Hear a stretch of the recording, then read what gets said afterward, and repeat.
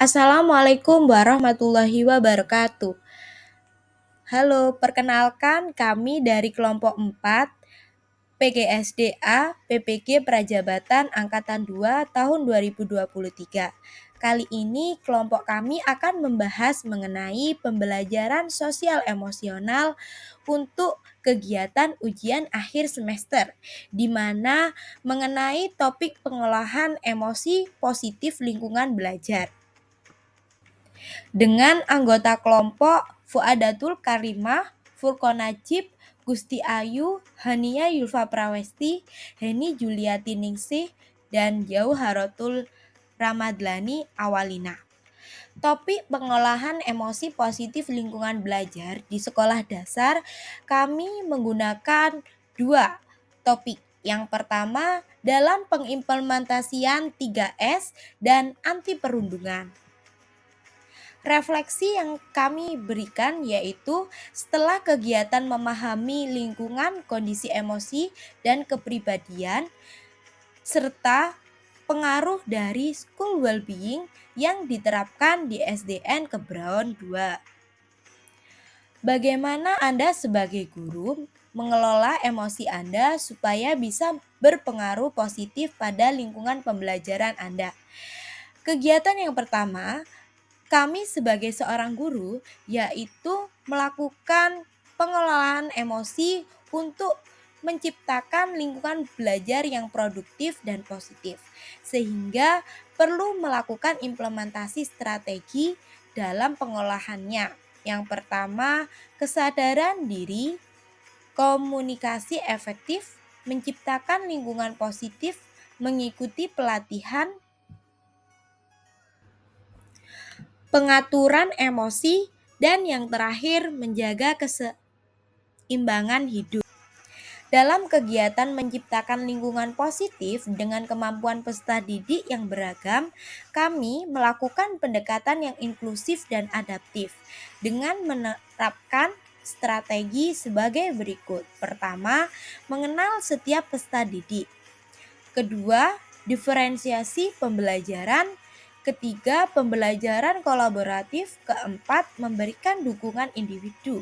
Sehingga munculnya proses menghargai keberagaman, penggunaan teknologi yang sesuai dengan usia dan kebutuhan, kemudian tercapainya penilaian formatif dan membangun lingkungan yang inklusif. Dalam rencana intervensi yang kita lakukan pada program 3S Senyum Salam Sapa dengan melakukan pelatihan manajemen emosi dan resolusi konflik. Kemudian melakukan pengimplementasian aktivitas pendekatan dan peningkatan well-being dan kampanye anti perundungan. Melalui program 3S Senyum Salam dan Sapa, peserta didik mampu mengadakan kampanye dan pelatihan untuk mendorong seluruh warga sekolah untuk mempraktikkan pembiasaan senyum salam sapa setiap hari. Kedua, kesadaran dalam mengerti dan memahami poster, spanduk, dan media informasi lainnya, serta membuat hal poster yang memberikan informasi dalam pengimplementasian program 3S. Dan yang terakhir, memberikan penghargaan bagi warga sekolah yang konsisten menerapkan 3S. Nah, dalam pelatihan manajemen emosi dan resolusi konflik diperlukan dua aspek. Aspek yang pertama membentuk tim di mana untuk membantu menyelesaikan permasalahan perundungan dan konflik yang terjadi. Dan yang kedua, pengadaan pelatihan untuk memberikan keefektifan dan pengetahuan staf, guru, dan siswa dalam manajemen emosi, resolusi konflik, dan keterampilan sosial emosional. Dalam aktivitas peningkatan well-being, kita harus mengadakan kegiatan outbound, senam, games, dan kegiatan lainnya untuk menciptakan interaksi yang terjadi di seluruh warga sekolah. Kemudian menyediakan fasilitas untuk relaksasi dan konseling bagi warga sekolah sesuai kebutuhan dan pengadaan kompetisi untuk mendorong kreativitas positif siswa.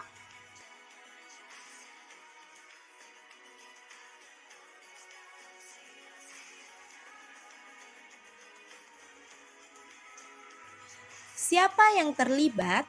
Pihak yang kita libatkan dalam pelaksanaan ini pertama manajemen sekolah, tim pengembang kurikulum, instruktur atau fasilitator pelatihan, peserta didik, orang tua atau wali peserta. Hambatan dan tantangan program 3S yang pertama, budaya organisasi yang belum terbiasa dengan interaksi sosial yang lebih aktif antar karyawan. Kedua, adanya perbedaan latar belakang dan karakteristik individu karyawan yang mempengaruhi penerimaan program. Yang ketiga, kurangnya pemahaman dan komitmen. Yang keempat, kesulitan dalam memantau dan mengevaluasi efektivitas program secara berkala. Hambatan dan tantangan pelatihan manajemen emosi dan resolusi konflik terdapat 4 aspek. Aspek yang pertama, rendahnya kesadaran keterampilan manajemen emosi dan resolusi konflik bagi peserta didik menyebabkan kurangnya kesadaran dan prioritas. Kedua, kendala teknik dan logistik yang menyebabkan kesulitan penjadwalan agenda akademik. Yang ketiga, heterogenitas karakteristik peserta didik sehingga keberagaman latar belakang, usia, dan tingkat kematangan emosional yang menjadikan permasalahan. Keempat, keberlanjutan dan memonitoring pelatihan yang menyebabkan kesulitan dalam pemantauan dan pengevaluasian.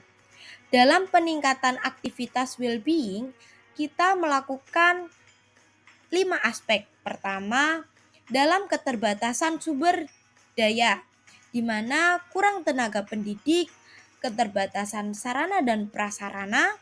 Kedua, adanya stigma dan pemahaman yang kurang, sehingga terdapat munculnya anggapan bahwa well-being sebatas kesehatan fisik, bukan keseluruhan aspek kesejahteraan. Dan kurangnya pemahaman komunitas sekolah. Ketiga, jadwal padat sekolah yang menjadikan aktivitas akademik menyulitkan pada pengalokasian waktu program well-being dan kesulitan dalam menyesuaikan jadwal efektif yang terjadi di sekolah. Keempat, keterlibatan orang tua yang kurang, di mana kesadaran orang tua belum mencapai yang menjadikan tidak tercapainya school well-being. Kelima, evaluasi dan pengukuran kesulitan. Kesulitan dalam mengukur dampak program well-being, kurangnya sistem evaluasi yang komprehensif. Hambatan dan tantangan kampanye anti perundungan. Yang pertama, kurangnya kesadaran pemahaman. Kedua, keterbatasan sumber daya. Ketiga, resistensi dari komunitas sekolah. Dan keempat, kompleksitas kasus perundungan. Terima kasih, mohon maaf dalam kegiatan presentasi banyak kekurangan, mohon dimaklumi. Saya akhiri dari kelompok 4. Wassalamualaikum warahmatullahi wabarakatuh.